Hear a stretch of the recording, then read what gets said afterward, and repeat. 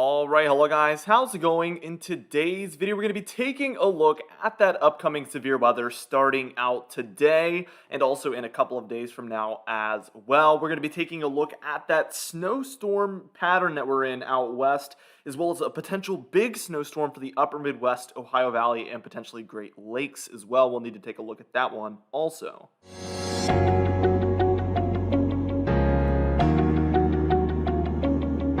Anyways, before I get into this video, be sure to smash that like button, leave a comment down below, and subscribe for more weather-related content. Let's get straight into this video, and first things first, we're taking a look at our national radar imagery. And ever since I've started doing this national radar imagery view, I probably started this like 2 or 3 weeks ago. This is probably the most active we've seen it. I mean, there's pretty much precipitation going on in every single region. We see up here, well, basically for the Southwest and the Northwest, or basically the West in general. You take the Rockies and take it westward. Every single state is seeing some sort of precipitation out there. We're seeing a big storm here. This one is going to kind of dive down, and this will eventually kind of be our potential snowstorm here in this region that we're going to need to be watching for. This is obviously an area that has not seen too much snowfall this winter, especially the southern extent of this circle that I've drawn here, or oval. And we're going to need to be watching for that very, very closely. Now, another thing we're going to need to watch really, really closely is this area of precipitation down here, because we do have an enhanced risk of severe weather throughout the day today with a 10% chance of tornadoes. Okay, so let's just go ahead and zoom in on some different regions. Let's take a look at this storm down here. Now, for La Nina, which is what we've been in this winter, some of the Southwest has seen a lot of precipitation compared to what is typical. La Ninas typically mean nearly no precipitation for this region. If you live in that region, you know those types of winters. It's the types of winters where you don't see, any snow or any rain really, and it all goes to the Northwest. Well, we've really seen our fair share of precipitation throughout the Northwest and the Southwest in general, I would say. But the most surprising has been down here in the Southwest. Okay, now let's go ahead and we'll take a look at some of these more minor regions where we have some things going on. We do have some snowfall up here for some of the Great Lakes that we've seen going on, probably about an inch or two maximum, and I would say the most would be here in the Upper Peninsula of Michigan, where it kind of was like reforming. It just didn't want to end here. As you can see, it just kept forming new bands here on the southern extent. Kind of like a snow factory, and it just brought quite a bit of snowfall. I wouldn't be surprised if 2 to 4 inches could have fallen in this region, probably on the lower end of that, but it just seemed to never end. Now, we did have some snow showers moving across the region here. Well, not here, but to the north of this region. This is where the big train of precipitation was, and then we saw a lot of the snowfall up here to the north of it. And that has generally tapered off over the last few hours overnight. Wouldn't be surprised if a few people wake up to a dusting, though, with that event. Now, we do have that kind of, it's kind of like a brief cold front. We are going to see colder temperatures tomorrow than today for a lot of the eastern seaboard. Today is going to be very warm. I think in Virginia, it's going to be 70s. Wow. So it's not unheard of for this region. I've lived here my entire life, but it is quite unusual. And the fact that we're expecting to see 70s again in a couple of days, that is a bit crazy to see multiple days. Usually you see like one day of it maybe, and I mean, at that it's already pretty rare. I can remember one Christmas Eve, I think it was 2014 or 2015, where it was like 75 or 80. It didn't feel very Christmassy, let me put it that way. Now we're watching in this region here for severe weather, and especially we're going to be watching this region. Everywhere needs to really watch, but we're going to be watching this extent, and we can already see some storminess. Usually you look at this and that's a good sign to see this early initiation of some showers out ahead of the major severe weather that you're expecting later on.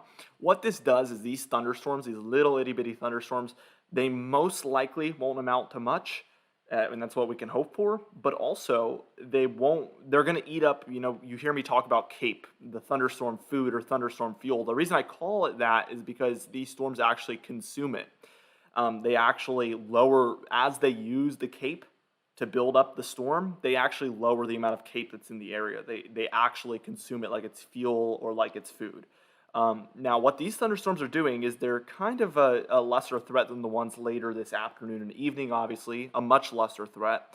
And they are eating at that cape to develop. You see them intensifying to probably thunderstorms or very strong showers, and those are going to really eat up the cape.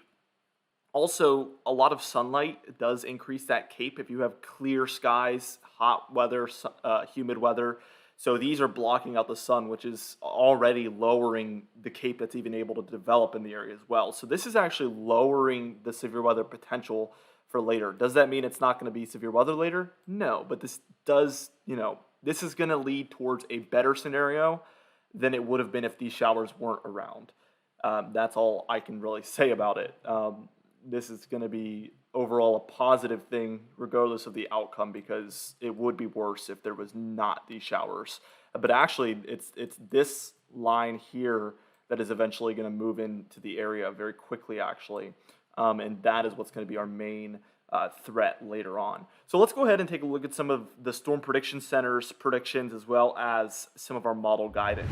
So like I said, we did get upgraded here to an enhanced risk. As you can see, we do have our marginal risk here in the darker green where we can see severe weather, but usually you're not going to see that, that much. It's not going to be like widespread in there, but be prepared for anything. Nobody's perfect, even the Storm Prediction Center. So we could see some things a little bit off. You could see a lot of that severe weather take place in the marginal risk. I don't really know, but it's the best odds are going to be in this slight risk and enhanced risk region. Now we have that slight risk region, obviously, up here for northern Mississippi, northern Alabama, northern Georgia. We see a lot of Tennessee in there, a lot of Arkansas, especially southern Arkansas, and then a tiny bit of northeastern Louisiana as well in that slight risk region. And then we have the enhanced area, which is the worst of the worst here, and really the best conditions for severe weather to take place there. And a little bit of eastern Arkansas there, northern Mississippi, northwestern Alabama, and southern Tennessee.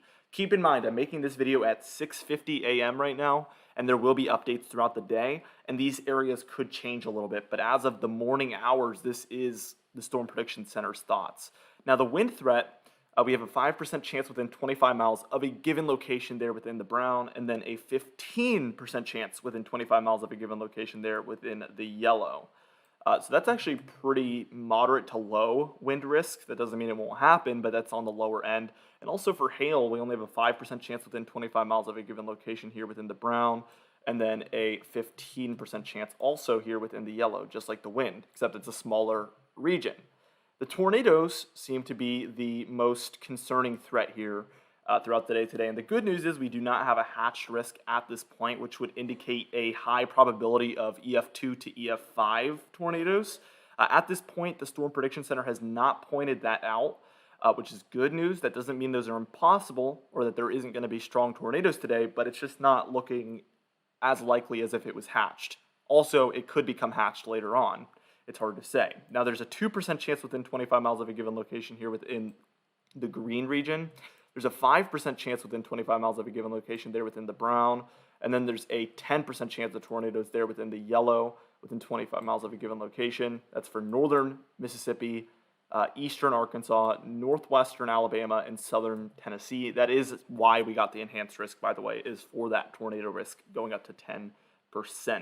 So we're going to be watching this throughout the day. 10% is pretty moderate for a tornado risk, so we are pretty concerned about that, and the Storm Prediction Center has pointed out the possibility for supercells throughout the day today, so that's another thing that is also quite concerning also.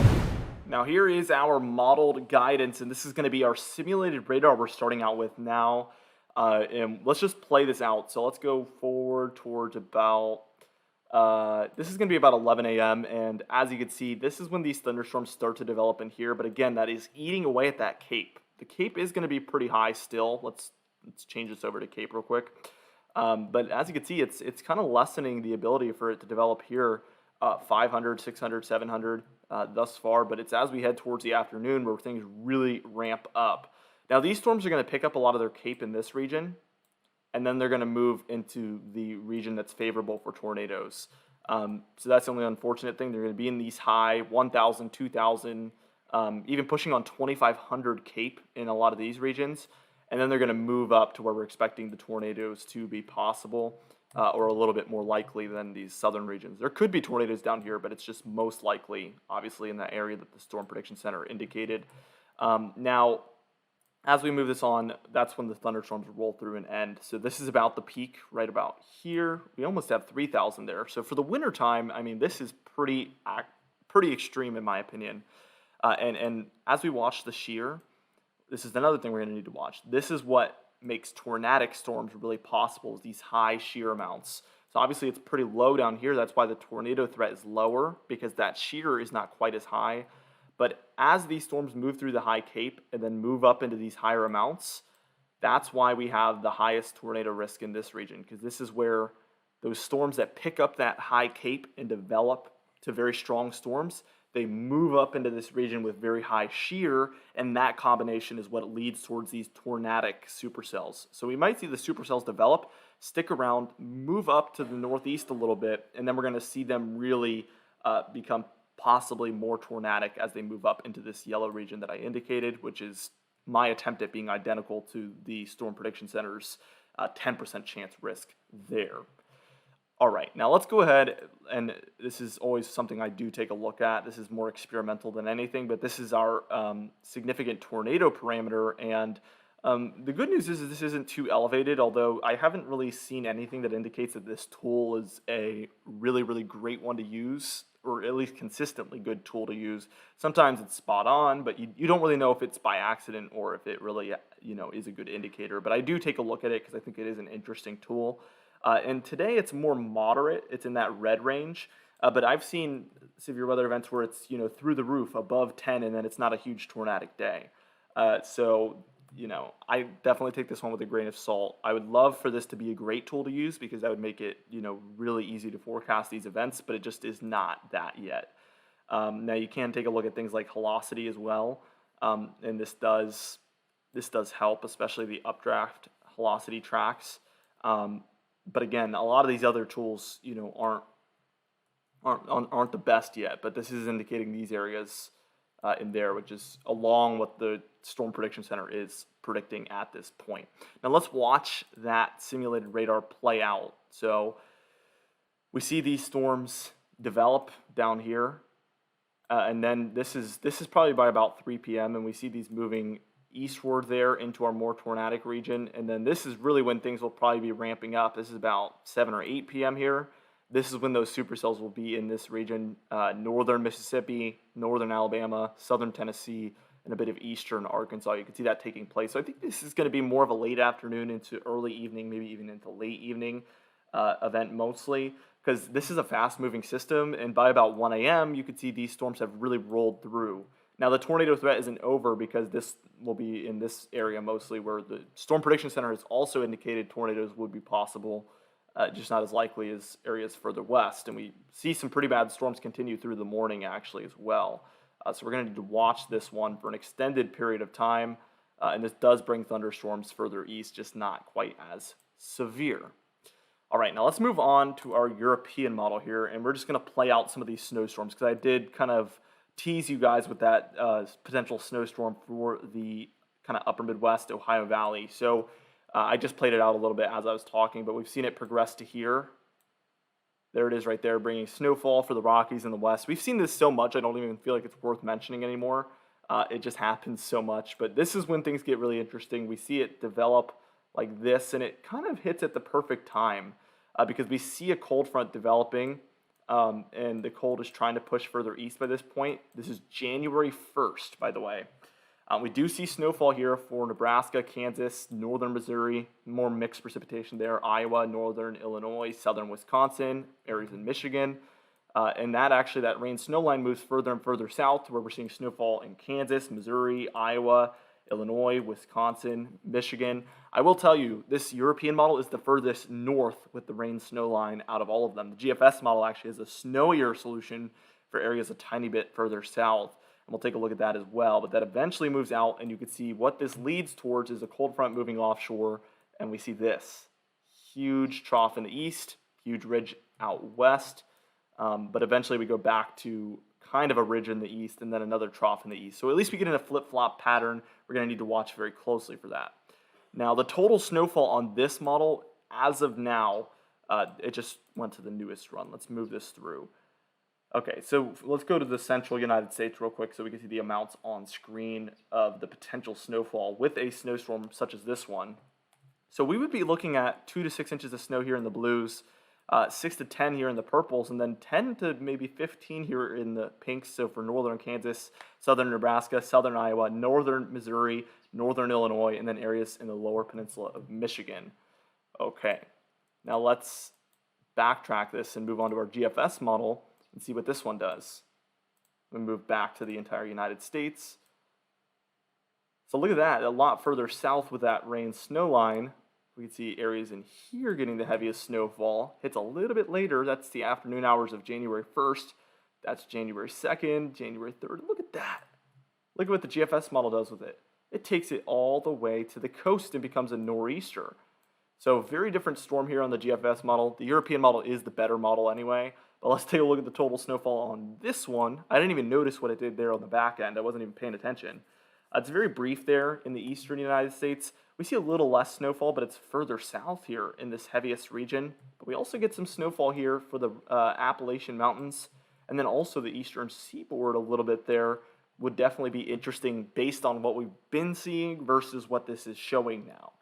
So anyway, guys, that's it for this video. I think I talked about everything I wanted to talk about. Our confidence tab has lowered from a 5 to a 4 out of 6 today, just because we talked about a little bit of some things that are a little bit more far-fetched. Obviously, this snowstorm coming up potentially is something I'm a little less confident in based on how this winter has gone so far, and I don't think anybody can really blame me for that.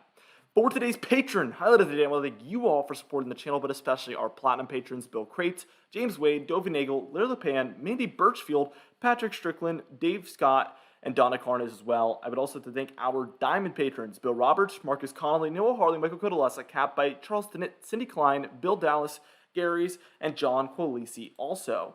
I would like to thank our channel members as well, Catbite, Stephen Fan, and Jeremy Cox also. Anyway, guys, thank you so much for watching this video. Be sure to smash that like button, leave a comment down below, and subscribe for more weather-related content. I'll see you guys in the next video.